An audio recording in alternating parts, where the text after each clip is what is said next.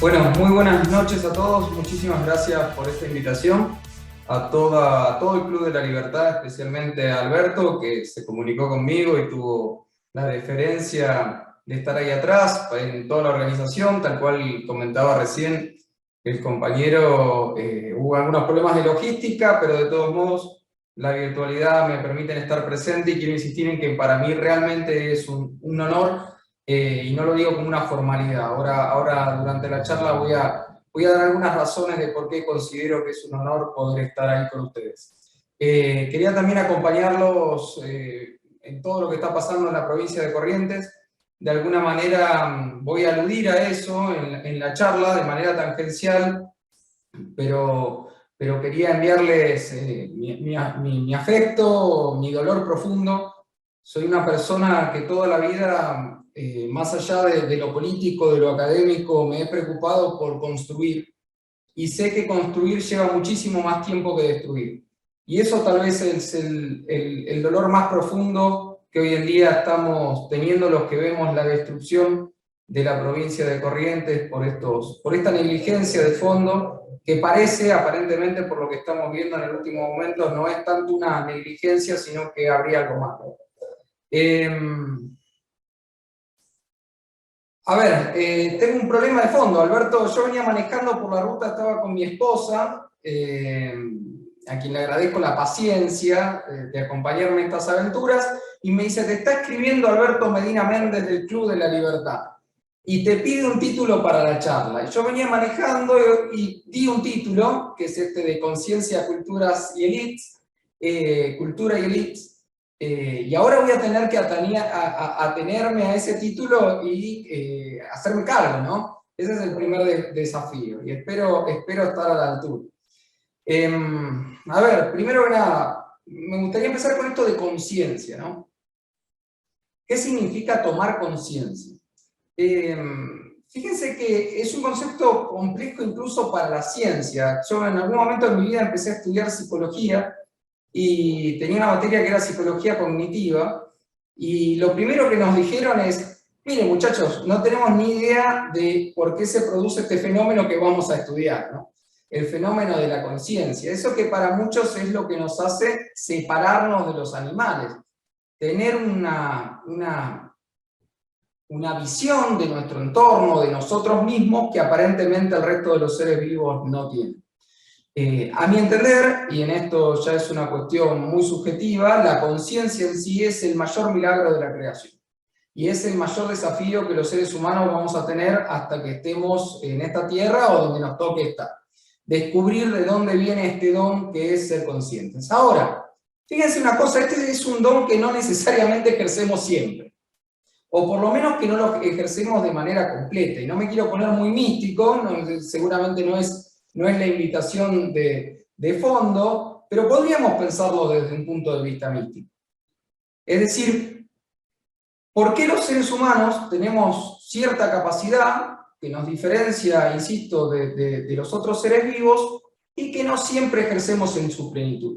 A mí me gusta relacionar la palabra conciencia con la palabra ilusión. Fíjense que la palabra ilusión en el acervo cultural cotidiano es algo positivo, ¿no? Volvemos de una cita, o volvemos de un trabajo, o escuchamos algo, decir: esto me ilusionó. Pero la palabra ilusión, de fondo, a mi entender, y no solo a mi entender, sino de algunos otros, es una palabra negativa. Para ciertas religiones, de hecho, la ilusión es algo que nos aparta de la realidad, es algo que nos aleja de la conciencia plena sobre lo verdadero.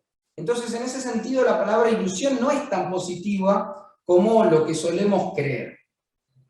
A mí me gusta pensar, y no soy el único que le gusta pensar esto, insisto, en que los seres humanos tenemos nuestra primera aproximación a la salida de la ilusión a partir de la conciencia de la muerte. A partir de la conciencia de la muerte, que para algunos psicólogos se suele dar en los prolegómenos de la adolescencia. Y si esa conciencia de la muerte es completa, se forma correctamente, el individuo empieza a considerar también la conciencia, y esta palabra sé que les va a hacer mucho sentido a los que están ahí, la conciencia de la escasez. y de la finitud. Para muchos psicólogos también, y acá estoy seguro que ahí en el auditorio van a decir que este chico no era politólogo, que está hablando de psicología, pero van a ver que tiene sentido con el resto de la charla. La conciencia de la escasez del tiempo, el hecho de que nos demos cuenta que nos vamos a morir, muchas veces eso pasa en los niños porque se les muere una mascota, o un familiar cercano, o a un amiguito, lo que sea, en ese momento pasamos a la vida adulta. A la vida adulta. Y en ese sentido, yo estoy convencido que los argentinos hemos perdido bastante la capacidad de ser conscientes. Nos hemos alejado de la realidad y hemos abrazado casi como una religión a la ilusión.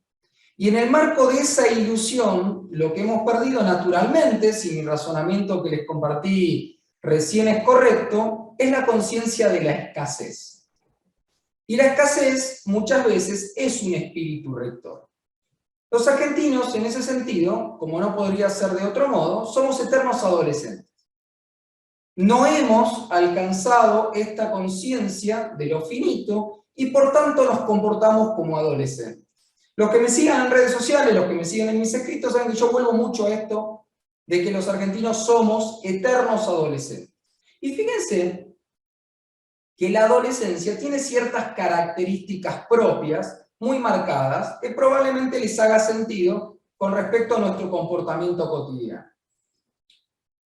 Una de las características del adolescente, y esto lo saben mejor que los psicólogos, los que sufren tener en este momento de sus vidas un hijo o una hija adolescente, una de esas características es el fanatismo.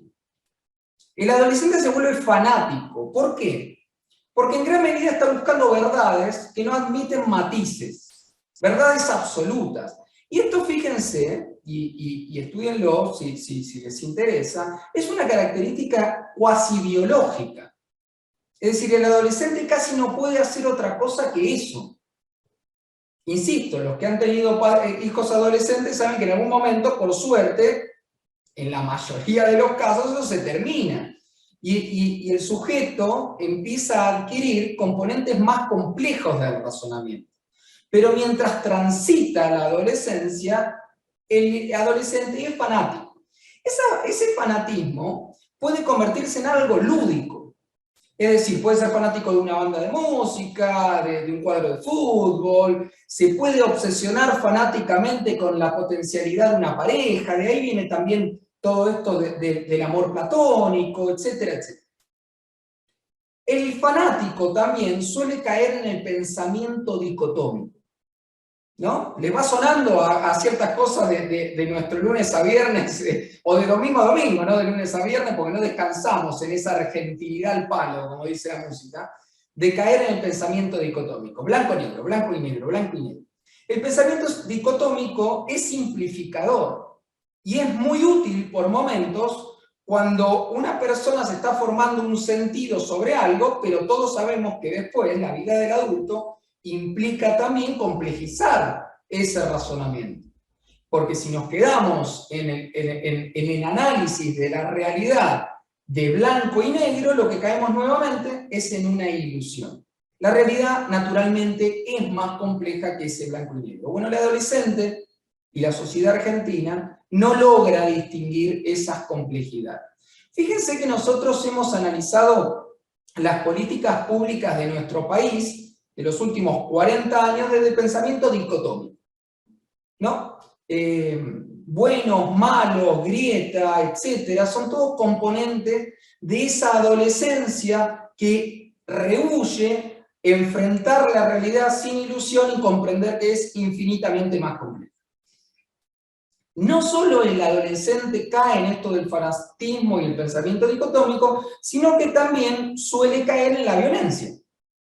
El adolescente suele ser un sujeto violento, de expresiones violentas, de contestaciones violentas. Bueno, el argentino, y no me van a dejar mentir ustedes, si analizamos nuestra diaria, es violento. Y muchas veces es un violento sin saberlo, sin ser, nuevamente, consciente de esa violencia. Fíjense que cuando uno habla en la cotidiana con gente que no se dedica a la historia, o a la sociología, o a la política, y piensa en nuestra sociedad, te va a decir, bueno, esta es una sociedad que dentro de todo no ha tenido guerras civiles. La violencia política en Argentina es una característica pero histórica, y hemos sido tremendamente crueles con nosotros mismos. Ahora, nuevamente, insisto a que visualicen eso desde allá.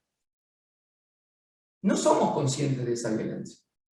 Nosotros continuamente, y fíjense que eso pasa en el diálogo cotidiano, decimos, acá tiene que venir una guerra civil, tiene que venir una guerra civil. Bueno, gente, primera invitación a la gran conciencia, ya tenemos una guerra civil, la hemos tenido siempre, nos hemos matado cruentamente entre nosotros y de ahí no hemos salido demasiado. Seguimos siendo tremendamente violentos, incluso en lo político.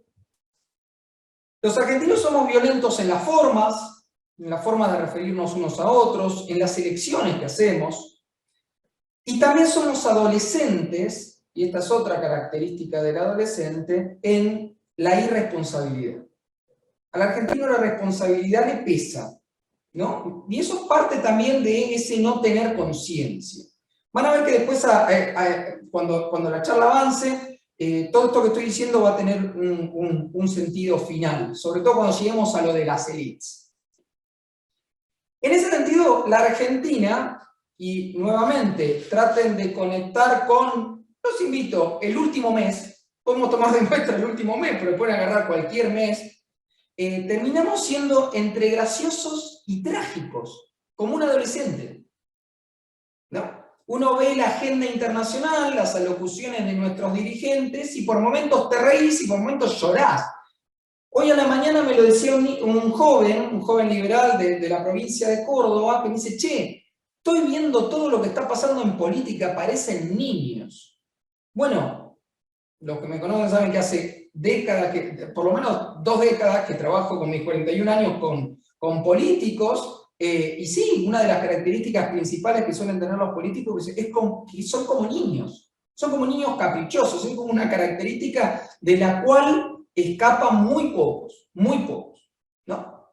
Esa cosa que vimos el otro día, por ejemplo, de se está incendiando la provincia de ustedes justamente y el presidente está atajando penales, no es propio solo del presidente.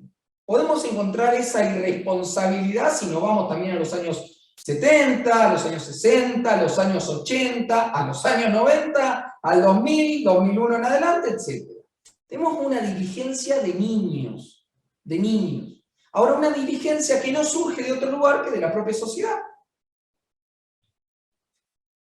El hacernos conscientes tiene una contracara, ¿no? Uno podría creer que el hacerte consciente te facilita un entendimiento mayor de la realidad, pero al mismo tiempo tiene un peso, que es que una vez que somos conscientes, somos responsables. Y la responsabilidad, la conciencia de la responsabilidad es una invitación a la acción, lo cual no todo el mundo quiere llevar consigo, no quiere llevar en su espalda, ¿no? La conciencia también es la aceptación del lugar en el mundo.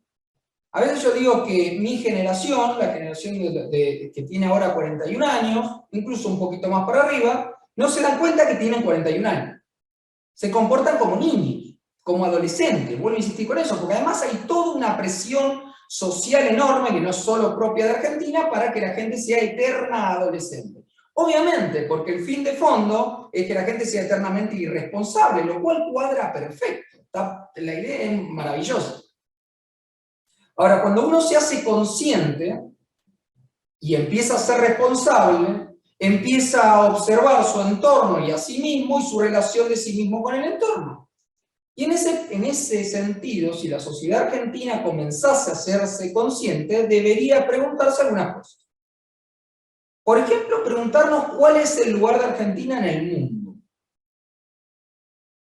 Y si Argentina es realmente un país periférico, un país que debe comportarse gracioso, como un hazme reír, o si tal vez, y muy a pesar de lo que tal vez, insisto, la mirada coyuntural de lo que es nuestro país hoy nos puede sugerir si Argentina no tiene o no debe tener, vuelvo a esto con el tema de las élites, un destino totalmente diferente al actual. sino está invitada, incluso hasta por una cuestión geopolítica, a tener un comportamiento totalmente diferente al que tiene. Yo considero que sí, desde ya adelanto la respuesta. Si Argentina tiene esa invitación a comportarse con cierta importancia, entonces Argentina debiera tener al mismo tiempo una clase dirigente bastante distinta a la que tenemos hoy. ¿No?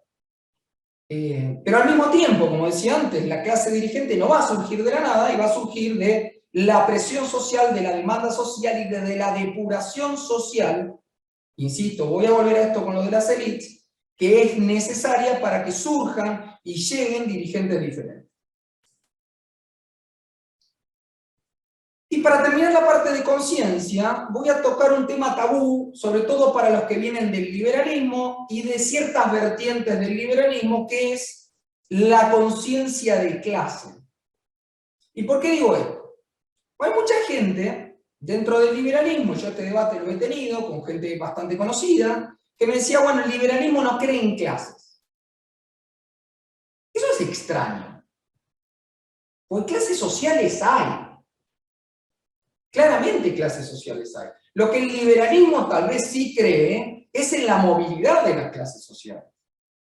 Y no cree en la perpetuación de la lucha de clases, que eso es otra cosa.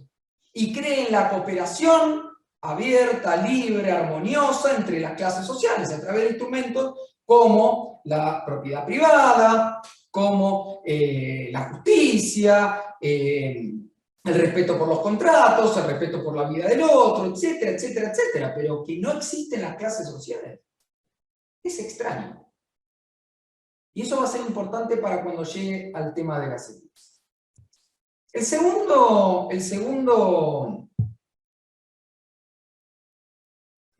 componente del título de esta charla es cultura. ¿No? Conciencia, cultura y élites. La palabra cultura es muy compleja, es como la palabra poder. Tiene múltiples definiciones y muchas veces esa definición está sesgada por el marco teórico desde el cual se la analiza. Es decir, no es lo mismo la cultura para un sociólogo, no es lo mismo la cultura para un antropólogo, no es lo mismo la cultura para un politólogo. Yo voy a dejar todo eso de lado hoy, todo eso de lado. Y los voy a invitar a un análisis de la definición de cultura que vamos a construir, a pesar de que estamos a la distancia, entre todos. Yo les voy a pedir hacer un ejercicio muy cortito, es interno, lo pueden hacer en silencio, es que yo voy a decir la palabra cultura y quiero que ustedes piensen lo primero que se les viene a la cabeza. Y se lo guardan, o lo compartan con el de al lado, lo que ustedes quieran. ¿Sí? ¿Qué es la cultura para ustedes? Y a partir de esto yo les voy a contar una pequeña anécdota. Hace una importante cantidad de años atrás, yo tenía a cargo una parte del sistema educativo del gobierno de la ciudad de Buenos Aires. Esa pequeña parte del sistema educativo tenía centros de capacitación y de educación dentro de lo que hoy en día llaman barrios populares. Como a mí no me gustan los eufemismos porque me parece que son parte de esa ilusión, de esa irresponsabilidad, de esa perversión del lenguaje que hace que no nos responsabilicemos por lo que nos pasa, voy a usar la palabra correcta. Una villa miseria. Tenía varios centros de educación en una villa miseria. Y estaba visitando uno, se acerca una persona que hacía asistencia social, que no provenía del liberalismo, claramente, venía de la izquierda, y me dice, acá hay un grave problema de nutrición. Yo le tiro la lengua, porque ya sabía un poco cómo venía la mano por lo general, y pregunto, ¿pero qué pasa? En ese momento gobernaba la ciudad de Buenos Aires Macri. Digo, que este Macri no da comida, etcétera. A propósito, un poco para divertirme, porque siempre se armaban esos toletones. Y esta persona, insisto, que venía de la izquierda, que tenía todo su marco teórico, me dice, no, la verdad que sí, el gobierno de la ciudad trae alimentos, pero no lo saben cocinar. Yo, ¿cómo no lo saben cocinar? No lo saben cocinar. Entonces, era esta persona que hacía asistencia social desde el marco de la nutrición, me empieza a explicar que, por ejemplo, descartaban ciertas proteínas porque eran complejas de cocinar, que tomaban más bien como parte de su ingesta diaria, lo que son carbohidratos, etcétera, etcétera, y eso llevaba a una desnutrición estructural, bla, bla, bla, que no viene al caso. ¿Por qué cuento esta anécdota ahora? Cuando ustedes pensaron recién en cultura, ¿no? ¿Cuántos pensaron en el modo de cocinar el alimento? ¿Cuántos de ustedes pensaron en el modo de labrar la tierra, de sembrar, de regar, de proteger los cultivos? ¿Cuántos pensaron dentro de la definición de cultura el modo en que nos dirigimos a los otros, el modo en que ordenamos el espacio público, el modo en que protegemos a los niños de ciertas enfermedades que solían estar erradicadas, porque en antaño se sabía, por ejemplo, que un biberón había que hervirlo antes de ponerle leche adentro? ¿Cuántos pensaron en ese tipo de cosas? ¿No?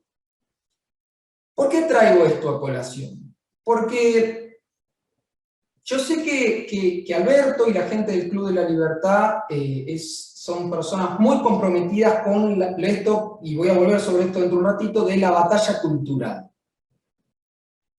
La batalla cultural, y espero no estarle trayendo una mala noticia a nadie, va mucho más allá de la ideología liberal hoy en día en Argentina. Porque la batalla cultural que estamos perdiendo es una batalla infinitamente más profunda.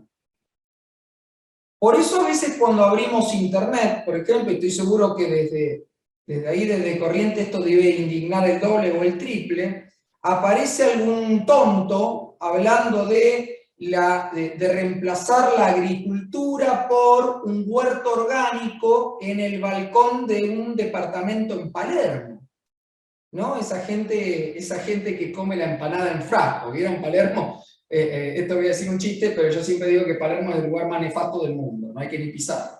Pero hay mucha gente que de buena fe, como ha perdido conexión con la cultura, y fíjense, yo no estoy hablando del sistema educativo, no estoy hablando de la escuela, estoy hablando de la cultura, de eso que transmitimos en el diálogo diario, de nuestros padres, abuelos, hijos, etcétera, lo que hablamos con nuestros amigos. Hay gente que cree que puede reemplazar todo ese trabajo que se hace en el campo con una huerta, y le parece razonable, ni siquiera lo dicen como cínicos. Y eso pueden hacerlo extensivo a otras cosas. Los voy a invitar, yo lamentablemente no veo las personas que están en el salón, pero imagino que hay personas de todas las edades. Los invito a acordarse que allá por los años 80, ¿no? Yo nací en el 80, ya para el año, para principios del 88, 89, el momento de la hiperinflación, estaba bastante consciente, vuelvo a esta palabra del comienzo de la charla, uno se subió a un taxi, te ponías a hablar con el taxista y el taxista decía, no, es que estos tipos le dan a la maquinita como locos. Ese tipo no estudió en el SEMA, no es que se puso a estudiar en SA de economía. Ahora, el tipo tenía cierto acervo cultural para entender esta fórmula que hoy en día tenemos que batallar para que se entienda, de que la emisión produce inflación. Lo sabían los taxistas. Hoy en día tenemos, pero cientos de miles de jóvenes que creen que la inflación es producto de que se levantó cruzado el almacenero, se peleó con la mujer y te subió la lata de tomate de 100 veces. Y lo creen de verdad. Y fíjense, yo no estoy haciendo lo creen de verdad acá, porque, y esta es otra de las malas noticias que traigo, la mayoría de las creencias no están acá, en la pasión. A eso voy a volver en un ratito. A mí me gusta también traer a colación el hecho de que cuando uno se remonta a los principios de esta república, observa la llegada de decenas de miles de inmigrantes. Y cuando a mí me tocaba sentarme en la Universidad de Buenos Aires para tener el título de politólogo, muchos grandes magísteres, doctores y etcétera, esa gente que anda por los pasillos de la Universidad de Buenos Aires y estas universidades, me decían, eran inmigrantes analfabetos. ¿Sí? Muchos no sabían leer y escribir. Pero es una categoría mentirosa. ¿Por qué? Porque mucha de esa gente que venía al país, la gran mayoría, traía consigo un acervo cultural desmesuradamente valioso. ebanistas, constructores, personas que podían trabajar la tierra, que conocían de la sequía, de las pestes, de las plagas, que podían criar hijos, que podían educar, que entendían el valor de la educación formal y no por eso despreciaban el valor de toda la otra educación que hay en la sociedad civil, etcétera, etcétera, etcétera. Entonces, mi planteo ahora es, y vuelvo a esto de la batalla cultural, ¿cuánta destrucción cultural real hubo? ¿Es más analfabeto ese inmigrante de aquel entonces que tal vez no sabía leer y escribir que un pibe que sale después de 14 años de escolarización obligatoria hoy, y no solo no sabe leer y escribir bien, sino que tampoco entiende de la cultura del trabajo, del ahorro, de la inversión, del esfuerzo, que no valora la producción y que encima tiene la cabeza quemada de un montón de ilusiones y estupideces que le metieron ahí adentro mientras los padres ni siquiera se enteraban? ¿Quién es más analfabeto? Fíjense que yo estoy describiendo, y no quiero ser agorero con esto, les prometo que vamos a terminar más arriba, pero a mí me gusta describir bien la situación en la que estamos. Porque si no, a veces creemos que simplemente la batalla cultural, vuelvo a insistir, y doy fe que no es el caso del Club de la Libertad, que toca un montón de temas, y que se preocupa por un montón de temas, pero si no, a veces creemos que la batalla cultural es hacer una curva de Walras y explicar que la oferta, la demanda, no sé qué cuál.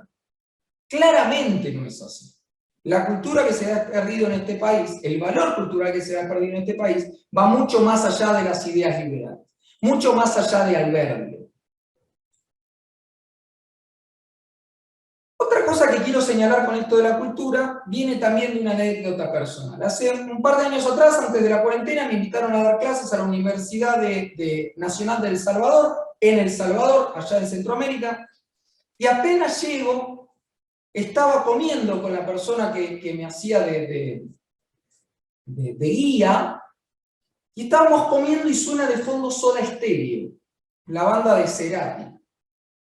Yo levanto la oreja, escucho, digo, che, ¿escuchan Soda Stereo acá? Sí, escuchamos Soda Stereo y también Rata Blanca, bla, bla. El tipo, Luis se llama, me empieza a hablar de la Argentina y me empieza a contar que cuando él era chico, leía el gráfico, que llegaba, es una anécdota que también le escuché en un momento a este periodista Jaime Bailey, y me puse a pensar, de nuevo, ¿qué nos pasó? Porque si yo agarro un pibe hoy de 17, 18 años que salió de la escuela, te va a contar una historia de la Argentina, donde somos un país más de Latinoamérica, destruido, periférico, que absorbe la cultura de los demás, que los gringos, que los yanquis, que los europeos, que estamos ahí tirados, y no tienen ni idea de la importancia geoestratégica y en su momento cultural que tuvo la República Argentina para el resto de Iberoamérica, sobre todo en la región latinoamericana. Argentina siempre exportó cultura. Y vuelvo a insistir, cultura no solamente, fíjense que hasta acá no he hablado necesariamente de los artistas, sí nombré esto de la música, pero nosotros también hemos exportado ciencia, que es parte de la cultura, hemos exportado tecnología, hemos exportado saber hacer, hemos exportado ideas de la libertad que además sostuvimos y defendimos con la sangre de nuestros compatriotas, salimos a exportar libertad. De eso no se habla nada. Porque parte de nuestra cultura actual, vuelvo a insistir, para abrir un poco más la conciencia de lo que es la batalla cultural, parte de la cultura actual nos trata de convencer que somos un país lastimero, derrotado, que no tiene nada que decirle al mundo y que solamente puede reptar en la desgracia de los otros países de Latinoamérica. Dicho sea de paso, los otros países de Latinoamérica hace 30, 40 años que crecen, nosotros no.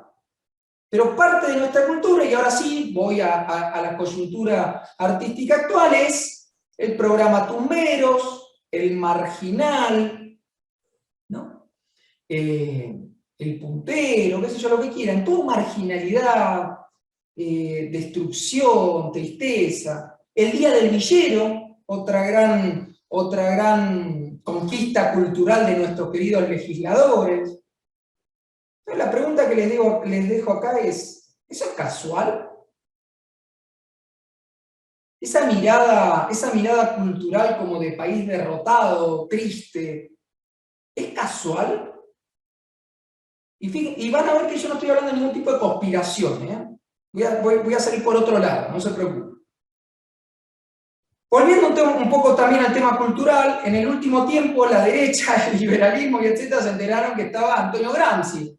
Y lo digo con un poco de ironía porque yo he tratado de convencer a la gente de que ahí estaba este muchacho hace muchísimos años. Bueno, ahora nos hemos enterado todos que está Gramsci y que no basta con hablar de economía, que también hay que hablar de otras cosas, que no lo hacemos. Y tampoco lo hacemos. El liberalismo no suele hablar de esa otra cultura, más tal vez esa sección de cultura que ustedes pensaron al comienzo de mi pedido de definición. No hablamos de poesía, no hablamos de teatro, no tenemos representantes musicales. Eso es raro, pues la izquierda sí lo tiene. Ahora, la otra mala noticia que les tengo es que Gramsci ya quedó obsoleto, lo hemos descubierto tarde. Porque del otro lado ya están estudiando neurociencias y manejan la emotividad de la gente de una manera infinitamente más efectiva de lo que Gramsci hubiese pensado nunca. Y si no me creen, fíjense lo que acaba de pasar en Chile. País que desde todo punto de vista tenía las estadísticas de pobreza más bajas de la región, después de Uruguay, pero ahí nomás.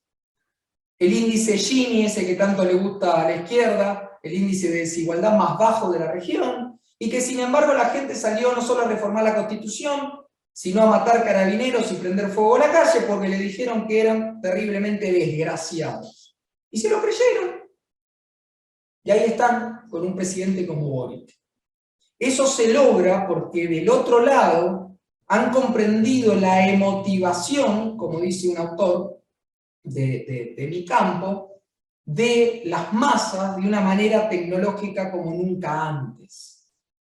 Sin embargo, de este lado del muro, nosotros nos estamos enterando recién que había alguien ahí por Italia que era Gramsci. Estamos pero atrasadísimos en eso. Hoy en día, como me gusta decir en mis charlas, vivimos el momento más peligroso de la historia.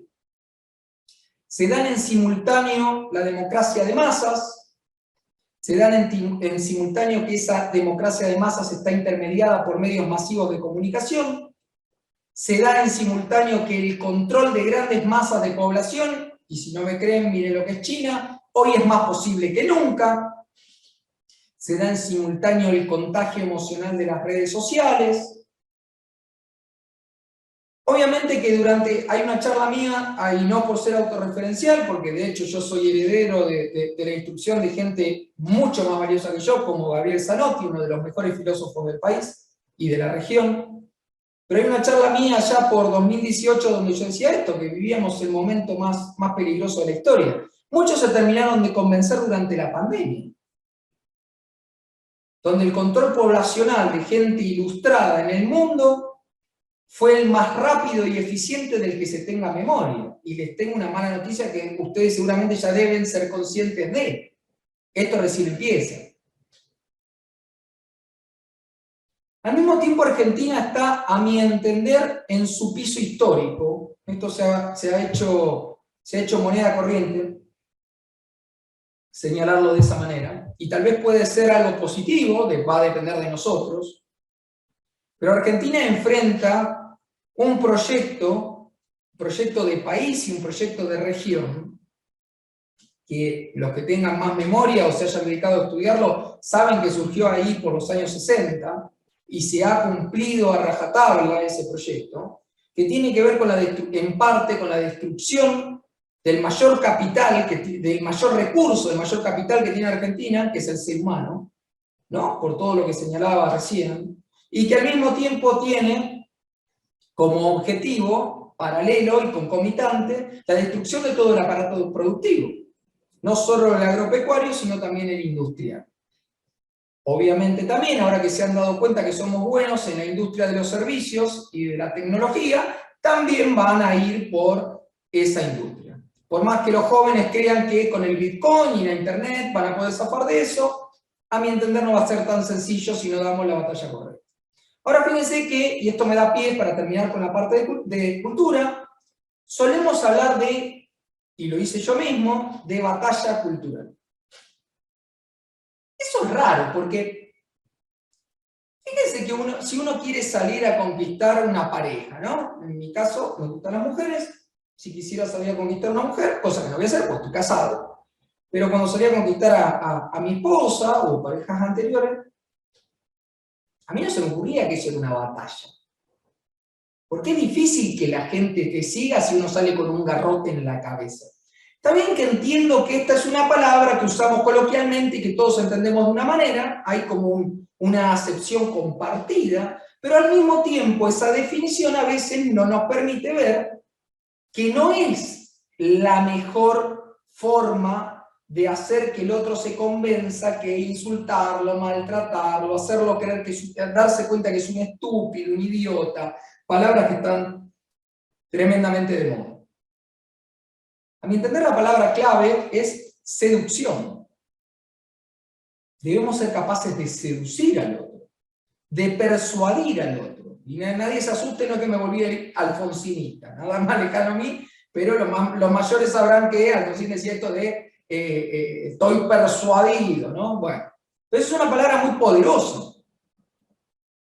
La batalla aleja y Mauricio, la seducción. Sí. Un minutito, por favor. Bien. Ahí estamos intentando reiniciar, Mauricio. Adelante, Mauricio. ¿Me escuchan bien ahí? ¿Me das confirmación? Ok. Bien. Retomo rápidamente. Decía recién que hay que tener mucho cuidado con la palabra batalla. Mi propuesta de fondo es cambiar esta idea de la batalla cultural por la idea de seducción, ¿no? Y esto la izquierda lo ha entendido perfectamente a lo largo y ancho del mundo y lo están trabajando en simultáneo, con una organicidad sin precedentes. Por eso yo muchas veces digo esto en redes sociales, algunos que puede ser que me sigan, no ahorren en consultoría. Y lo que quiero decir ahí es simplemente, no es tan fácil comunicar, no es tan fácil comunicar, no es tan fácil entender la diferencia que hay entre públicos, el valor que tienen los símbolos, el valor que tiene el mensaje, la estética que acompaña a la ética, etcétera, etcétera, etcétera. En esto, gente, el micrófono ahí prendido, creo que es el de Carlos. En esto, gente, no quiero herir ninguna susceptibilidad, pero del centro a la derecha somos al día de la fecha tremendamente torpes e ineficientes al momento de conquistar, seducir, etc. Muchos me van a decir, bueno, pero ¿le vas a quitar mérito a lo que está pasando en Argentina hoy? No. Pero también le voy a decir algo. Mucho cuidado con confundir seducir con voto bronca, que no es lo mismo. Mucho cuidado con confundir voto bronca con verdadera adaptación o adopción de cierto ideal neoliberal. Mucho cuidado con confundir gente exaltada con gente convencida, no es lo mismo. Y si lo que queremos es un cambio de fondo, como seguramente quieren todos los que están en ese auditorio, y como quiero yo, un cambio de fondo positivo y que dure en el tiempo, yo no estoy tan convencido de que estemos haciendo bien las cosas. Que hay una generación de jóvenes que son mucho más conscientes, como decía al principio de la charla, de esto que estoy afirmando ahora, sin duda. Sin duda. Y que esos jóvenes debieran trabajar en consonancia con aquellos otros que tienen una formación doctrinaria mucho superior a la que tienen ellos, también es cierto. Pero a mi entender todavía en Argentina estamos lejísimos de haber logrado eso que ha logrado la izquierda de manera subrepticia, penetrando en todos y cada uno de los vectores de comunicación y de ideas de la sociedad. Y no estoy hablando solo de la escuela. Presten atención a mensajes como los que tienen películas como, voy redondeando muy rápidamente, como la mayoría de las películas argentinas que están dando vuelta o de las series argentinas que están dando vuelta. Y muchas veces ni los propios liberales se dan cuenta de la enorme bajada de línea que hay ahí. Voy a lo último, el último tema. Decíamos conciencia, decíamos cultura y decíamos élites. No voy a entrar, menos faltando tiempo, en la definición teórica de Pareto, de Mosca o de Michaels de qué son las élites. Tomemos conciencia simplemente del hecho, y voy a hacer 2 o 3 preguntas para la gente que está en el auditorio, de quiénes de los que están presentes se bañaron en las últimas 24 horas con agua caliente, de quiénes tuvieron más de 3 comidas, de quiénes saben leer, escribir y, ahora hay que agregarlo, interpretar realmente bien un texto, de quienes han podido salir del país, de quienes alguna vez se han tomado un avión. Si ustedes contestaron al 90% de las preguntas que hice recién con un sí, les tengo una noticia que tal vez no consideraban llevarse hoy. Ustedes, nosotros, somos la élite. Eso no tiene que ver con, me siento superior, todo lo contrario. Eso tiene que ver con que el país está detonado, destruido. Y yo no soy de decirle a la gente lo que tiene que hacer, no me gusta, salvo que me lo permitan, pero creo que hay una invitación, vuelvo a esta palabra, hay una invitación, cuando una persona dentro de una sociedad es élite, a hacerse, como decía antes, responsable. Porque otra noticia que quiero compartirles es que la Argentina no ha fracasado solo por, como nos gusta decir a veces a los liberales, el peronismo, la emisión, el Banco Central, que ahora está de moda, etcétera, etcétera. Argentina, habiendo sido uno de los países que en los años 60, de los pocos países en el mundo que tenían una clase media extensa, que tenía energía nuclear, que tenía aviones a reacción, que supo tener un ejército y unas fuerzas armadas muy importantes en el mundo, el país de los premios Nobel, etcétera, etcétera, solamente pudo llegar a este nivel de degradación porque han fallado todas las élites. Y cuando digo todas, somos todos nosotros, gente. Si no, no hay manera de llegar hasta acá. No alcanza con que del otro lado haya ideas perversas y perniciosas. Y ahí de nuevo hay una invitación, que es producto de una anécdota más, la última, prometo. Hace unos años atrás, yo participaba de un encuentro de la Fundación FAES, esa fundación de Aznar, acá en Argentina, en Buenos Aires, y se acercó un joven brasilero y me dijo, che, qué lindo país, el típico comentario, qué lindas mujeres, etcétera, etcétera. Pero me sorprende algo de ustedes. Che, la clase media no se mete en política. Es más, era una persona bastante acaudalada, hija de un empresario. Me dijo, estuve hablando con pibes que son hijos del rubro de mi viejo, no hablaba así, el que habla así soy yo, el brasilero la realidad. Pero me decía, che, mirá, ninguno se mete en política. Entonces, ahí también hay una invitación a pensar si la pérdida cultural no tiene que ver con que las élites han perdido la capacidad de mirar el espacio público, lo público, no solo la política, lo público, con una mirada trascendente. Las élites han abandonado la visión de gran país, la han abandonado hace muchísimo. Hay una mirada de derrotero absoluto, donde hoy no hay nada, donde hay un desierto, ven un desierto. Y donde falta un puente, ven que falta un puente, pero a ninguno se le ocurre poblar el desierto, llevar energía, llevar agua y poblarlo, y a nadie se le ocurre poner el puente arriba del río o arriba del mar. Y digo estos ejemplos desde la provincia de Mendoza, porque cuando uno la recorre, se da cuenta inmediatamente que hubo otra visión de país que fue llevada adelante por élites que tenían visión. Y baste si no pensar ponerse a una distancia prudencial de la cordillera de los Andes e imaginarse no solo poder traspasarla con un ejército, sino del otro lado derrotar al ejército realista como hizo San Martín. ¿Cuánto hace que las élites argentinas no se plantean cosas que hoy en día serían inverosímiles, pero que son productos simplemente del esfuerzo y de la visión?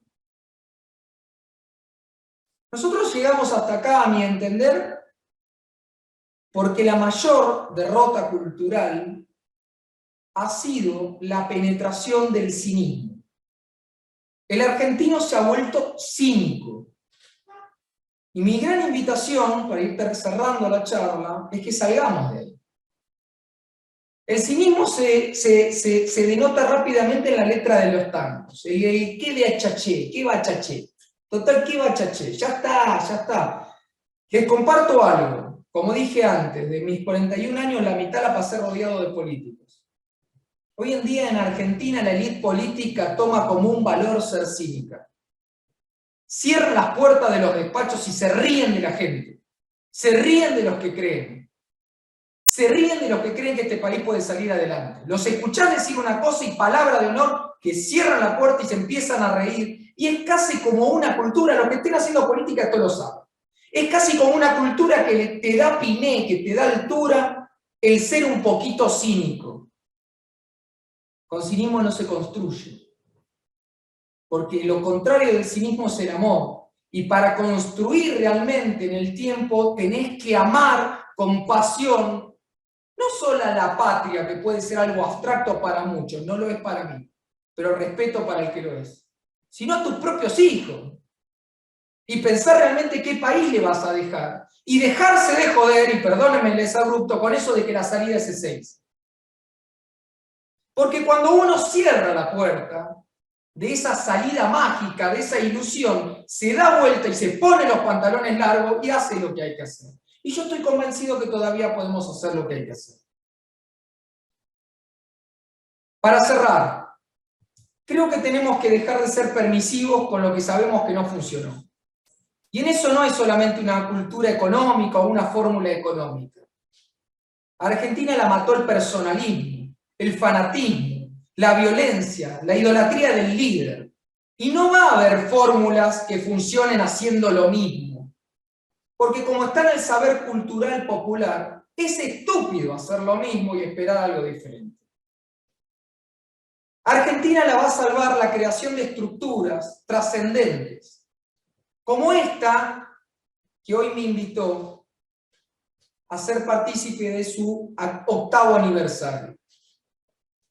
Argentina la va a salvar las instituciones de todo tipo, la reconstrucción de la sociedad civil, de la cual también son parte los partidos políticos. Por eso, y perdónenme el segundo exabrupto, hay que dejarse de joder con los movimientos.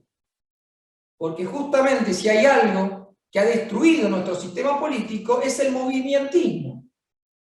¿Por qué? Porque el partido político, por naturaleza, que tiene una carta orgánica, impide el surgimiento de personalismos e impide que las élites estén compuestas por aquellos que son genuflexos, arrastrados y solamente le caen bien al líder. Porque si realmente vamos a hacer las cosas diferentes, necesitamos una élite diferente. Argentina la va a salvar las cosas que tiene el Club de la Libertad. Y con esto cierro, y lo digo con toda la pasión del caso, porque se lo he dicho a Alberto y se lo he dicho a cada una de las personas que usualmente me invitan a esta charla. Son tremendamente respetuosos, todos. Yo la mayoría de las veces no sé quién me escribe, porque lo segundo es que el Club de la Libertad no está compuesto siempre por las mismas personas, cosa que sí pasan en otras fundaciones. Está lleno de jóvenes, caras nuevas, y todos te tratan con respeto. Y eso te está señalando que hay un muy buen liderazgo, un liderazgo sano de esta institución, donde no existen los personalismos, y donde además se tratan temas que van más allá de la economía. Yo me siento, y lo decía al principio, profundamente honrado de haber estado esta noche con ustedes, porque creo que esta fundación correntina tiene mucho para dar, y ya lo está dando, y no lo da en las palabras, que se las lleva el viento, y también se las lleva el tiempo, sino lo da en el ejercicio cultural de una distinta forma de hacer las cosas. En esa distinción, con el modo en que se hacen las cosas, está el futuro de Argentina. Muchísimas gracias por esta invitación, quedo abierto a preguntas, triunfa la libertad.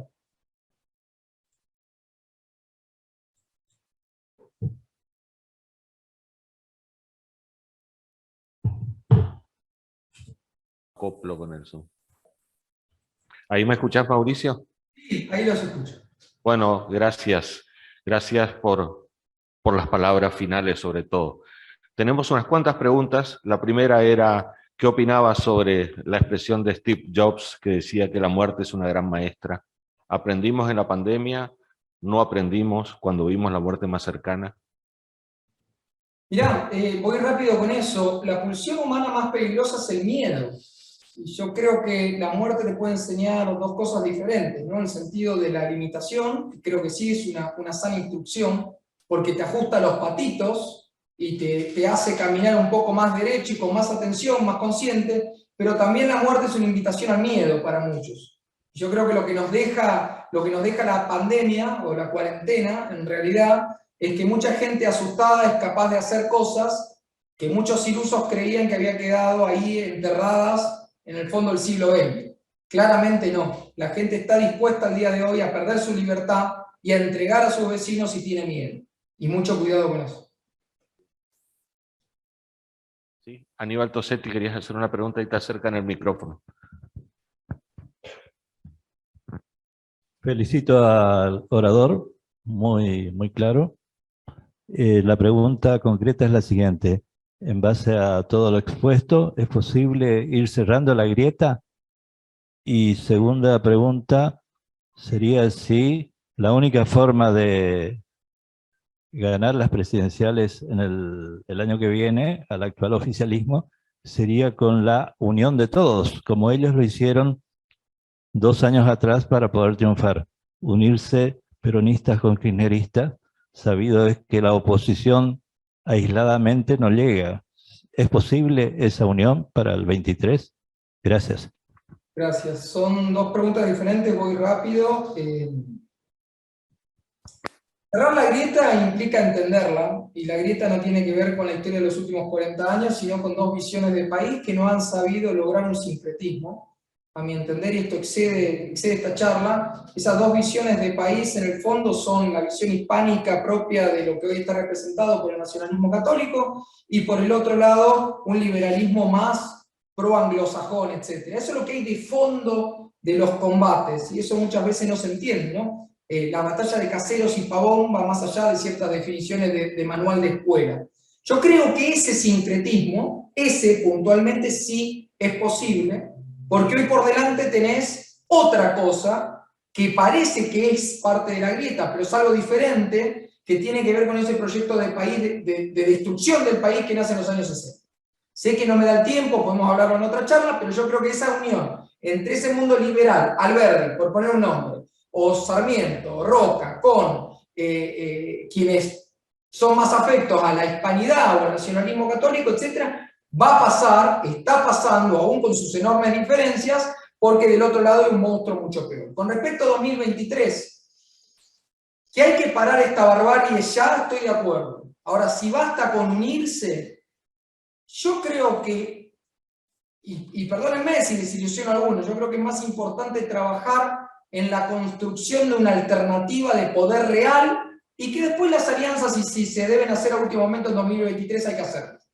Pero para mí en Argentina debe surgir un tercer movimiento histórico, digo, sin contradecirme, es decir, un movimiento de ideas que esté apalancado en una estructura partidaria, puede ser coalicional, que todavía no existe, no está ni cerca de existir, con un programa claro de lo que queremos para el país. Has mencionado a las élites que han perdido la capacidad de mirar lo público. Y ¿no te parece que las élites han decidido no ser élites, que han decidido ser populares?